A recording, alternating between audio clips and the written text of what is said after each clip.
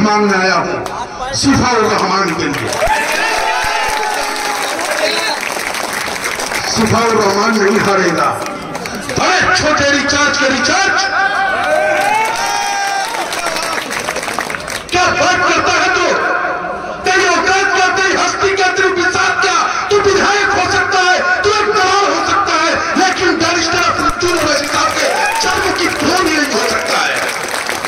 मेरी तरफ देखो, क्या जरूरत पड़ा है इस पंडित को बैरिस्टर असदुद्दीन ओवैसी साहब जिंदाबाद करने की? क्या आवश्यकता पड़ी है ऑल इंडिया मजलिस इत्तेहादुल जिंदाबाद करने की? लेकिन है जरूरत दोस्त। हमसे हमारी कौम के लोग हमसे कहते हैं कि अरे पंडित जी तुम्हें क्या जरूरत पड़ी है? तुम कहां चले गए मुल्ला की पार्टी में? क्या लालच है तुम्हें? मुझे लालच होता, दलाली करनी होती अमनतुल्लाह की तरह तो मैं भी आम आदमी पार्टी में होता, मैं भी भारतीय जनता पार्टी में होता, मैं बैरिस्टर साहब जिंदाबाद नहीं करता। लेकिन मुझे दलाली नहीं करनी है, मुझे पैसे नहीं कमाने हैं, मुझे अपने देश के मुस्तकबिल को बचाना है, आने वाली नस्लों को सुरक्षा प्रदान करना है। मुझे पता है कि मैं विधायक बनूं न बनूं, मेरा बेटा बने न बने, लेकिन वो हालात पैदा कर देंगे, वो मंजर पैदा कर देंगे कि आने वाले वक्त में मेरा पोता जरूर और इंडिया में का विधायक बनेगा। मुसलमानों की तो भाई इस देश में अगर आज सबसे ज्यादा दर्द किसी को दिया जा रहा है तो वो मुसलमानों को दिया जा रहा है, तो भाई मुसलमानों के हक में बोलना होगा। और मैं उस मुसलमान के हक में बोलता हूं जिस मुसलमान के बाप दादाओं ने इस हिंदुस्तान की आजादी के लिए फांसी के फंदे को चूमा। मैं उस मुसलमान के हक के लिए बोलता हूं जिस मुसलमान ने अपने सीने पर बम बांधकर पाकिस्तान के टैंक को उड़ा दिया। मैं उस मुसलमान के हक में बोलता हूं जिस मुसलमान ने हमारे देश को परमाणु शक्ति कंपन बना दिया। तो मेरे देश के मुसलमानों, ओखला के मुसलमानों, मेरे नौजवानों, क्या तुम बैरिस्टर असदुद्दीन ओवैसी बनना चाहते हो? अगर बनना चाहते हो मेरे साथियों तो सबसे पहले अगर अच्छा और सच्चा मुसलमान बनना पड़ेगा, और अच्छा और सच्चा मुसलमान बनने के लिए सबसे पहले आपको 5 वक्त में नमाजी बनना होगा। अगर आप 5 वक्त में नमाजी बन गए, आपके दिल में रहम आएगी, आप कमजोरों की मदद करोगे, आप गरीबों की मदद करोगे, भूखों को रोटी खिलाओगे और बैरिस्टर असदुद्दीन ओवैसी बन जाओगे, तो आने वाली 5 तारीख को क्या पतंग का बटन दबेगा?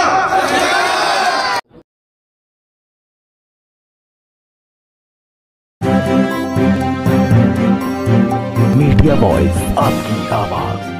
सिपाही हूं बैरिस्टर असदुद्दीन ओवैसी साहब का, और इस मंच पे हमारे पश्चिम उत्तर प्रदेश के अध्यक्ष बड़े भाई डॉक्टर मेहताब चौहान साहब, हमारे एमएलसी महोदय, हमारे पार्षद साकिर अब्बासी साहब, गाजियाबाद महानगर के मीडिया प्रभारी जब्बार मलिक साहब, अकबर सलीम साहब, हमारे भाई साहिद साहब जो खूबसूरत संचालन कर रहे हैं।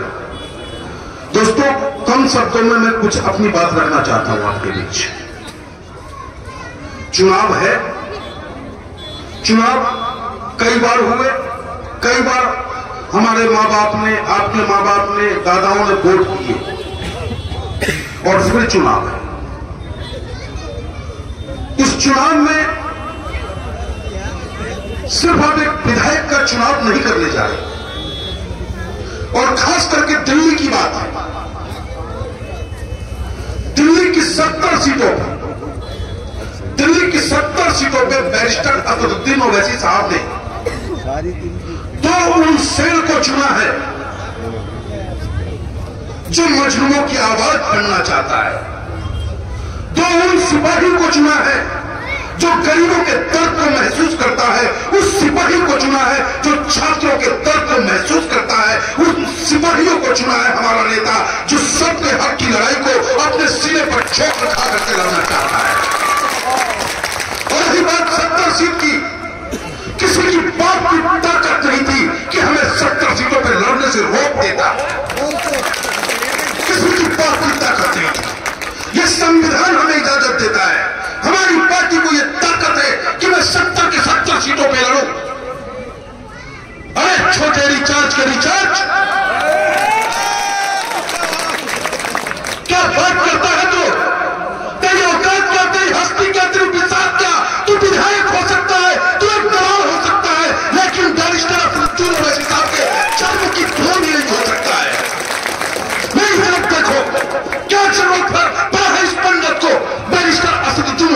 जिंदाबाद करने की? क्या आवश्यकता पड़ी है ऑल इंडिया मजलिस इत्तेहादुल मुस्लिमीन जिंदाबाद करने की? लेकिन है जरूरत दोस्त, देश के हालात को देखो, अपने दिल के हालात को देखो। क्या इसी तरीके से हम लोग कहा करते थे? 2014 से ऐसा क्या हो गया हमारे देश को कि एक दूसरे को देश का प्रधानमंत्री कहता हो कि मैं कपड़ा देख करके पहचानने का काम करता हूं? वही क्यों होना चाहिए उस संवैधानिक पद पर बैठा हुआ व्यक्ति जब जाति और धर्म को देख करके न्याय करने की बात करता हो, तो ऐसी सरकार को करारा जवाब देने के लिए, ऐसी जालिम सरकार को करारा जवाब देने के लिए हमें और आपको एक होना होगा। और आप तो वो कौन हो कि जब इस देश को जरूरत पड़ी है तब आपने बलिदान देने का काम किया है। हमसे हमारी कौम के लोग हमसे कहते हैं कि अरे पंडित जी तुम्हें क्या जरूरत पड़ी है, तुम कहां चले गए मुल्ला की पार्टी में, क्या लालच है तुम्हें?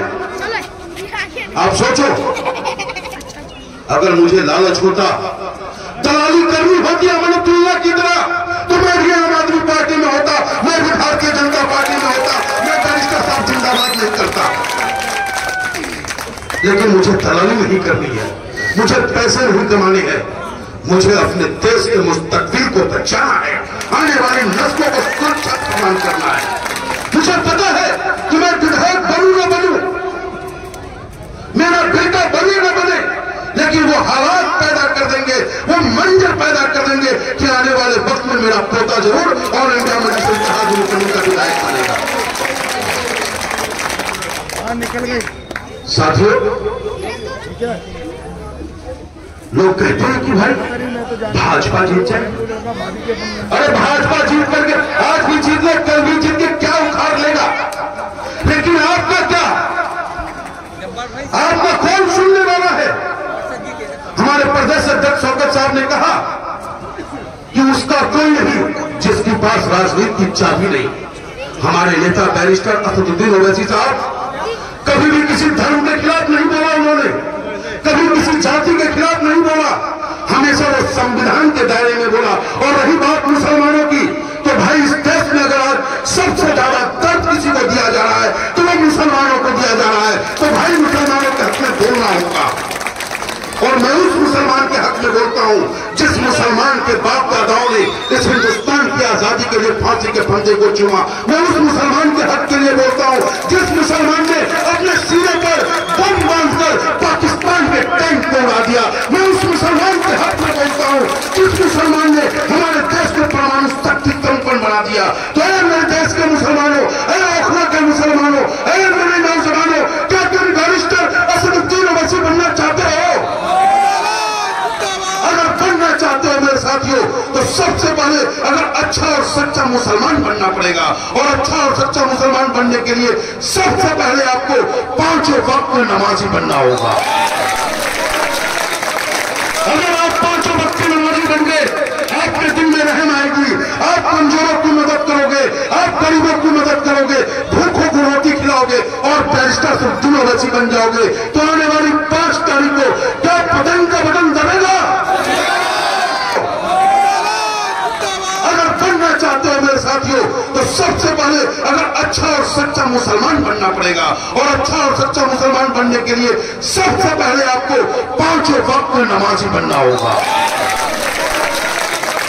अगर आप पांचों वक्त की नमाजी बन गए, आपके दिल में रहम आएगी, आप कमजोरों की मदद करोगे, आप गरीबों की मदद करोगे, भूखों को रोटी खिलाओगे और बैरिस्टर असदुद्दीन ओवैसी बन जाओगे, तो आने वाली 5 तारीख को क्या पतंग का बटन दबेगा?